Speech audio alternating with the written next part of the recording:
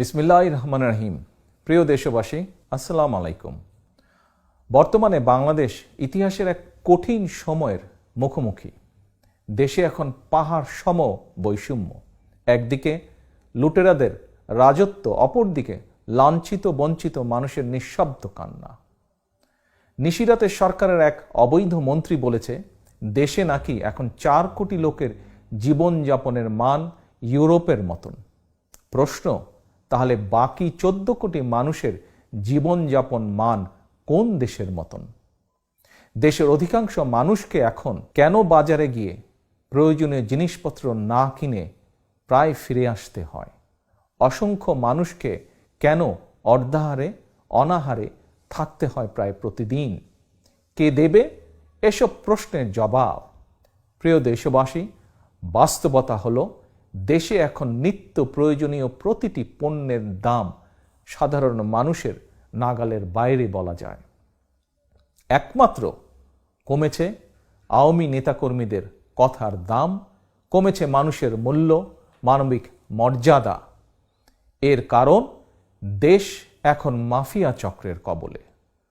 প্রিয় দেশবাসী, মাফিয়া চক্র অবৈধভাবে রাষ্ট্র ক্ষমতা কুক্ষিগত করে রাখতে গিয়ে দেশের প্রতিটি সাংবিধানিক প্রতিষ্ঠানকে নষ্ট বা ধ্বংস করে দিয়েছে। প্রধান বিচারপতি যখন ক্ষমতাসীন দলের ছাত্র সংগঠনের কাছে থেকে ফুলের তোড়া নেয় আর পুলিশের কাছ থেকে সহাস্যে তরবারি উপহার নেয়, তখন আর বুঝতে বাকি থাকে না রাষ্ট্রের সাংবিধানিক প্রতিষ্ঠানগুলো শুধু নষ্টই হয়ে যায়নি, এখন পচে দুর্গন্ধ ছড়াতে শুরু করেছে। প্রিয় দেশবাসী, আপনারা জানেন অবৈধভাবে রাষ্ট্র ক্ষমতা কুক্ষিগত করে রাখতে গিয়ে মাফিয়া চক্র দেশে সুপরিকল্পিতভাবে সেনা হত্যাযজ্ঞ ঘটিয়েছে। বাংলাদেশের মহান মুক্তিযুদ্ধের ইতিহাসের অনিবার্য সাক্ষী বিডিআরের নাম ঠিকানা খোল নলচে পাল্টে দিয়েছে। দেশে বিদেশে র্যাব এবং পুলিশ বাহিনীকে মানবাধিকার লঙ্ঘনকারী খুনি বাহিনী হিসাবে পরিচিত করানো হয়েছে। আর সর্বশেষে এবার দেশের আনসার বাহিনীকেও মাফিয়া চক্রের টার্গেটে পরিণত করা হয়েছে। আওয়ামী চক্র তাদের হীন দলীয় রাজনৈতিক স্বার্থে গণতন্ত্রকামী জনগণের পেছনে লেলিয়ে দিয়ে আনসার বাহিনীকেও ধ্বংসের চক্রান্তে লিপ্ত হয়েছে। প্রিয় দেশবাসী, মাফিয়া সরকারের পতন ঘটিয়ে জবাবদিহিতামূলক রাষ্ট্র ও সরকার প্রতিষ্ঠা করতে না পারলে জনগণের বাংলাদেশে জনগণের সরকার, জনগণের শাসন কায়েম করতে না পারলে স্বৈরাচারের অন্ধকার থেকে দেশকে গণতন্ত্রের আলোয় ফেরানো সম্ভব নয়।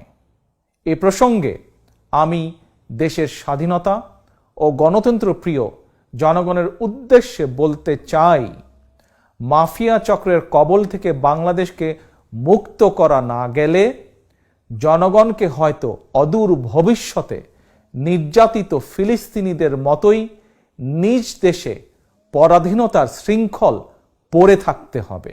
প্রিয় দেশবাসী, জনগণের বাংলাদেশে জনগণের শাসন কায়েম করতে হলে প্রথমেই প্রতিটি নাগরিকের ভোটের অধিকার প্রতিষ্ঠা করতে হবে। নিশ্চিন্তে প্রতিটি নাগরিকের ভোট প্রয়োগের অধিকার, সুযোগ ও পরিবেশ নিশ্চিত করতে হবে। কারণ জনগণের রাজনৈতিক ক্ষমতায়ন ছাড়া দেশের সার্বভৌমত্ব যেমন নিরাপদ নয়, একইভাবে গণতান্ত্রিক অধিকার চর্চা, মানবাধিকার রক্ষা কিংবা টেকসই উন্নয়নও সম্ভব নয়। প্রতিটি নাগরিকের ভোট প্রয়োগের অধিকারই হচ্ছে নাগরিকদের রাজনৈতিক ক্ষমতায়নের অন্যতম প্রধান অস্ত্র। কিন্তু স্বৈরাচার হাসিনা নাগরিকদের ভোটের অধিকার প্রয়োগের গণতান্ত্রিক অধিকারই কেড়ে নিয়েছে। গত কয়েকটি নির্বাচনে, বিশেষ করে জাতীয় নির্বাচনে জনগণ ভোট দিতে পারেনি। 2014 সালের জাতীয় নির্বাচনে নির্ধারিত ভোটের দিনের আগেই নির্লজ্জভাবে 154 জনকে বিনা ভোটে এমপি ঘোষণা করা হয়েছিল।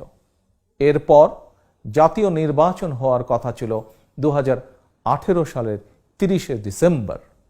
ওই নির্বাচনের আগের দিন অর্থাৎ 29শে ডিসেম্বর রাতে অন্ধকারে জনগণের ভোট ডাকাতি করা হয়ে গিয়েছিল। আত্মমর্যাদাহীন, মেরুদণ্ডহীন নির্বাচন কমিশনকে ব্যবহার করে ভোট ডাকাত হাসিনার ভোট ডাকাতিতে সহযোগিতা করেছে জনপ্রশাসন ও আইন শৃঙ্খলা বাহিনীর একটি আওয়ামী সিন্ডিকেট। প্রিয় দেশবাসী, আবারও জাতীয় নির্বাচনের সময় ঘনিয়ে এসেছে। নিশিরাতের ভোট ডাকাত সরকার আবারও জনগণের ভোট ডাকাতির ষড়যন্ত্রে লিপ্ত হয়েছে। এর আগে 2014 সাল কিংবা 2018 একটি নির্বাচনেও জনগণ ভোট দেবার সুযোগ পায়নি। নতুন ভোটাররাও ভোট দেবার সুযোগ পায়নি। দেশে বর্তমানে প্রায় 12 কোটি ভোটারের মধ্যে গত 15 বছরে ভোটার তালিকায় এ পর্যন্ত যুক্ত হয়েছে নতুন প্রজন্মের প্রায় 3 কোটি ভোটার। ভোট ডাকাত হাসিনা আগের মতন এবারও যেন আপনার, আমাদের ভোট ডাকাতি করে নিয়ে যেতে না পারে, এজন্য আওয়ামী ভোট ডাকাতের বিরুদ্ধে রুখে দাঁড়াতে হবে। লুণ্ঠিত ভোটের অধিকার ছিনিয়ে আনতে হলে বিশেষ করে নতুন প্রজন্মের প্রায় 3 কোটি ভোটারকে জেগে উঠতে হবে। তরুণদেরকে রাজপথে ভোটের অধিকার আদায়ের মিছিলের অগ্রভাগে থেকে নেতৃত্ব দিতে হবে। ছাত্র, যুবক, তরুণদের সামনে নিশিরাতের ভোট ডাকাত সরকারকে পরাস্ত করে 52, 71, 75-এর 7ই নভেম্বর কিংবা 90-এর স্বৈরাচার বিরোধী আন্দোলনের মতন আরেকটি ঐতিহাসিক দৃষ্টান্ত স্থাপন করার এখনই সময়ে। তারুণ্যের সাহসী প্রতিরোধের সামনে কখনোই কোনো দেশে কোনো স্বৈরাচার টিকে থাকতে পারেনি। আমি দৃঢ়ভাবে বিশ্বাস করি প্রবীণদের বুদ্ধিদীপ্ত নির্দেশনা আর রাজপথে নবীনের দীপ্ত পদচারণার সামনে কোনো স্বৈরাচার টিকে থাকতে পারে না। স্বৈরাচার হাসিনাও টিকে থাকতে পারবে না। প্রিয় দেশবাসী, জনগণের অধিকার আদায়ের মিছিল ঠেকাতে পুলিশের ইউনিফর্ম পরিয়ে আইন শৃঙ্খলা বাহিনীর মধ্যে ঢুকিয়ে দেওয়া একটি আওয়ামী দুষ্টিচক্র বারবার জনগণের দিকে বন্দুক নিয়ে তেড়ে আসছে। তবে আইন শৃঙ্খলা বাহিনীর মধ্যে থাকা এই আওয়ামী দুষ্টিচক্রের সংখ্যা খুব বেশি নয়। জনগণ ঐক্যবদ্ধ থাকলে আইন শৃঙ্খলা বাহিনীর ইউনিফর্ম পরা আওয়ামী দুষ্টিচক্র এবার পিছু হটতে বাধ্য হবে। কারণ মানবতা বিরোধী এই আওয়ামী দুষ্টিচক্রটি ইতিমধ্যেই দেশে বিদেশে চিহ্নিত। দেশের জনগণ যেমন আওয়ামী দুষ্টিচক্রকে চিহ্নিত করেছে, বিশ্বের মানবাধিকার সংগঠনগুলো তালিকায় রয়েছে এই দুষ্টু চক্রের নাম। তবে গণতন্ত্রকামী জনগণ বিশ্বাস করে দেশের আইন শৃঙ্খলা বাহিনীর অধিকাংশ কর্মকর্তা সদস্য জনগণের গণতান্ত্রিক অধিকারের সঙ্গে একমত। কারণ স্বৈরাচার হাসিনার শাসন আমলে প্রশাসন কিংবা পুলিশ বাহিনীর সদস্য, এমনকি তাদের পরিবারের সদস্যরা ভোট দিতে পারেনি। জনগণের লুণ্ঠিত ভোটের অধিকার প্রতিষ্ঠার জন্য বিএনপি রাজধানী সহ সারা দেশে শান্তিপূর্ণভাবে অসংখ্য মিছিল সমাবেশ করেছে। ভোটের অধিকার আদায়ের দাবিতে মিছিল সমাবেশ কোনো অপরাধ নয়, বরং ভোটের অধিকার দাবি আদায়ের মিছিলে বাধা দেওয়া অপরাধ। সুতরাং আমি জনপ্রশাসন এবং আইন শৃঙ্খলা বাহিনীর সদস্যদেরকে সতর্ক করে দিয়ে বলতে চাই, ভোটের অধিকার আদায়ের মিছিল সমাবেশে বাধা দিয়ে নিজেদেরকে অপরাধে জড়াবেন না। গণতান্ত্রিকামী জনগণ সন্ত্রাস, সহিংসতায় বিশ্বাস করে না। তবে আক্রান্ত হলে গণতান্ত্রিকামী জনগণের আত্মরক্ষার অধিকার রয়েছে। প্রিয় দেশবাসী, গণতন্ত্রকামী জনগণের দাবি স্পষ্ট। বর্তমান নিশিরাতের ভোট ডাকাত সরকার, সংসদ, মেরুদণ্ডহীন নির্বাচন কমিশন এবং দলীয় প্রশাসন বহাল রেখে সুষ্ঠু ও নিরপেক্ষ নির্বাচন সম্ভব নয়।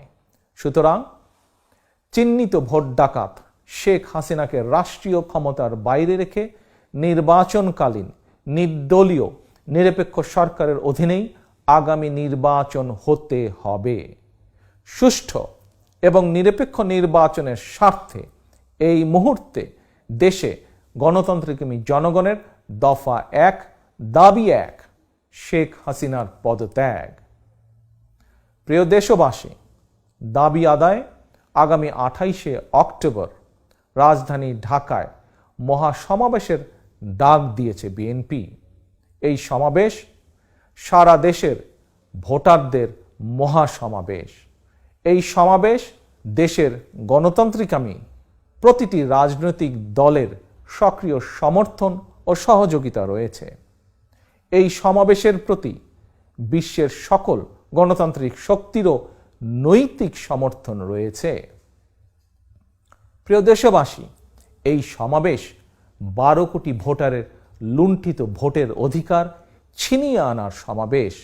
দুর্নীতিবাজ, লুটেরা, টাকা পাচারকারী, গুম, খুন, অপহরণকারীদের বিরুদ্ধে রুখে দাঁড়ানোর সমাবেশ এটি। দেশের প্রতিটি সাংবিধানিক এবং বিধিবদ্ধ প্রতিষ্ঠান ও প্রশাসন দলীয়করণ মুক্ত করার সমাবেশ এটি। দেশের কোটি কোটি কৃষক, শ্রমিক, মেহনতি মানুষের জন্য প্রতিদিন 3 বেলা খাবার নিশ্চিত করার সমাবেশ এই সমাবেশ। সাংবাদিক, কলামিস্ট, বুদ্ধিজীবীদের মত প্রকাশের স্বাধীনতা নিশ্চিত করার সমাবেশ। এই সমাবেশ দলমত, ধর্ম নির্বিশেষে প্রতিটি মানুষের জন্য দেশকে নিরাপদ করার সমাবেশ। ক্ষুদ্র ব্যবসায়ী, উদ্যোক্তা, বিনিয়োগকারীদের জন্য সন্ত্রাস এবং চাঁদাবাজি মুক্ত পরিবেশ নিশ্চিত করার সমাবেশ এই মহাসমাবেশ। দেশের প্রতি নারী এবং শিশুর জীবনযাত্রা নিশ্চিত নিরাপদ রাখার সমাবেশ 28শে অক্টোবরের মহাসমাবেশ। দেশের সকল ছাত্র, ছাত্রী, তরুণ, তরুণী তথা আগামী প্রজন্মের জন্য একটি নিরাপদ বাংলাদেশ গড়ার সমাবেশ এই 28 তারিখের মহাসমাবেশ। দেশের সকল শ্রেণী পেশার প্রতিটি নাগরিকের মানবিক মর্যাদা প্রতিষ্ঠার সমাবেশ। সর্বোপরি এই মহাসমাবেশ দেশে মুক্তিযুদ্ধের মূল মন্ত্র সাম্য, মানবিক মর্যাদা, সামাজিক সুবিচার প্রতিষ্ঠার সমাবেশ এই মহাসমাবেশ। সুতরাং একটি গণতান্ত্রিক মানবিক বাংলাদেশ গড়ার লক্ষ্যে এই মহাসমাবেশকে সফল করার কোনো বিকল্প নেই।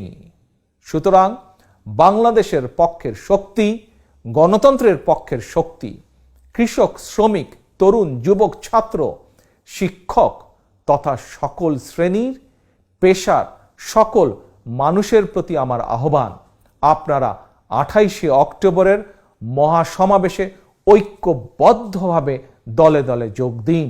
প্রিয় দেশবাসী, শপথ নিন, দাবি আদায় না হওয়া পর্যন্ত এই আন্দোলন থামবে না।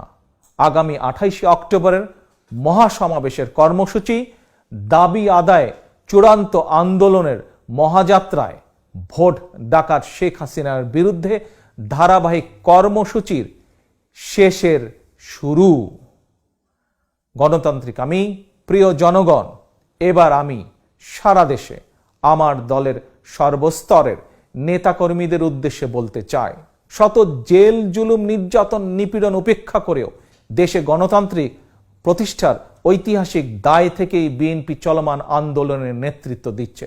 কারণ বাংলাদেশে যতবার গণতন্ত্র হত্যার চেষ্টা করা হয়েছে প্রতিবারই গণতন্ত্র পুনর্জীবিত কিংবা গণতন্ত্র পুনঃপ্রতিষ্ঠায় বিএনপি নেতৃত্ব দিয়েছে। বিএনপির প্রতিষ্ঠাতা, স্বাধীনতার ঘোষক জিয়া স্বাধীন বাংলাদেশে গণতন্ত্র পুনর্জীবিত করেছিলেন। Mother of democracy Begum Khaleda জিয়ার নেতৃত্বে বাংলাদেশে গণতন্ত্র প্রাতিষ্ঠানিক রূপ পেয়েছিল। গণতন্ত্র বিকশিত হয়েছিল। একইভাবে গণতন্ত্রকামী সকল রাজনৈতিক দল এবং জনগণকে সঙ্গে নিয়ে আবারও দেশে গুম হয়ে যাওয়া গণতন্ত্র, মানবাধিকার, ভোটের অধিকার আদায়ের চলমান আন্দোলনে বিএনপি রাজপথে রয়েছে। এই আন্দোলন বানচাল করতে মরিয়া হয়ে উঠেছে শেখ হাসিনার মাফিয়া চক্র। তারা গণগ্রেফতার শুরু করেছে। বিএনপির নেতাকর্মীরা গ্রেফতার নির্যাতনে ভয় পায় না। ভয় পায় না বলেই আওয়ামী ফ্যাসিবাদী চক্রের রক্তচক্ষু উপেক্ষা করে বিএনপি সহ প্রতিটি আন্দোলনরত রাজনৈতিক দলের সমাবেশে লক্ষ লক্ষ জনগণের উপস্থিতি অব্যাহত রয়েছে। আজ আমি সারা দেশে আমার সর্বস্তরের নেতা কর্মী, বিশেষ করে গায়েবী মামলা শিকার প্রায় 43 লক্ষ নেতাকর্মীর প্রতি একটি নির্দেশনা দিতে চাই। গণতান্ত্রিকামী জনগণ বিজয়ের দ্বার প্রান্তে। সুতরাং আর ঘর থেকে গ্রেফতার বরণ কিংবা মিথ্যে মামলায় আদালতের বারান্দায় ঘুরে সময় ক্ষেপণ না করে এবার চূড়ান্তভাবে ঘুরে দাঁড়ানোর পালা। আর প্রতিবাদ নয়, এবার অসীম সাহস নিয়ে প্রতিরোধ এবং প্রতিহত করার পালা। একজন গ্রেফতার হলে সঙ্গে সঙ্গে আরেকজন নেতৃত্ব নিন, নেতৃত্ব দিন। ওরা আর কতজনকে গ্রেফতার করবে? ওরা কত মানুষকে জেলে পুরবে? 44,000 মানুষের ধারণ ক্ষমতার 68টি কারাগারে এরই মধ্যে লক্ষাধিক মানুষকে কারাবন্দী করে রাখা হয়েছে। গণতন্ত্রকামী মানুষের ভিড়ে কারাগারগুলোতে এক অমানবিক পরিস্থিতির সৃষ্টি হয়েছে। যাদেরকে গণহারে গ্রেফতার করা হচ্ছে এরা কেউ গুম, খুন, অপহরণ কিংবা চুরি, ডাকাতি বা কোনো অপরাধের সাথে তারা জড়িত নয়। তাহলে কেন এই অবৈধ গ্রেফতার? আমি স্বৈরাচার, ভোট ডাকাত, মাফিয়া সরকারকে হুঁশিয়ার করে বলতে চাই, এভাবে গণগ্রেফতারের পরিণতি ভালো হবে না। অবিলম্বে বিএনপি এবং ভিন্ন দল ও মতের মানুষকে গণগ্রেফতার বন্ধ করতে হবে। ইতিমধ্যে যাদেরকে গ্রেফতার করা হয়েছে তাদেরকে 28শে অক্টোবরের আগেই কারা মুক্তি দিতে হবে। অন্যথায় কারাবন্দী এই মানুষেরাই আগামী 28শে অক্টোবর দেশের 68টি কারাগার থেকে একযোগে গণতন্ত্র মুক্তির আওয়াজ তুলতে বাধ্য হবে। প্রিয় দেশবাসী, আর সময় ক্ষেপণের সময় নেই। এখন চূড়ান্ত বিজয় অর্জনের লড়াই। এরই মধ্যে স্লোগান উঠেছে, এবার আর ছাড় নাই, ভোটের অধিকার ফেরত চাই।